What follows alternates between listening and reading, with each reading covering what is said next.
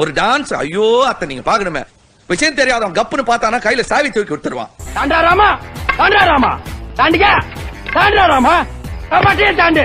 இந்த மாதிரி இந்த குச்சியை தாண்டு, இப்படி அடி, அப்படி தாண்டு, மலையை தாண்டு, இப்படி அடி.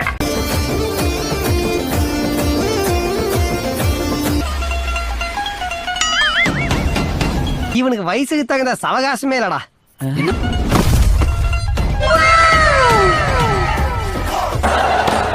என்ன என்ன எழவிய கைய இப்படி வச்சுக்கணுங்க. அதுக்கப்புறம் இந்த கைய சிலிண்டர் மாதிரி வச்சுக்கணும். இதை இப்படி வச்சுட்டு என்ன பண்ணணும்னு உங்களுக்கே தெரியும்.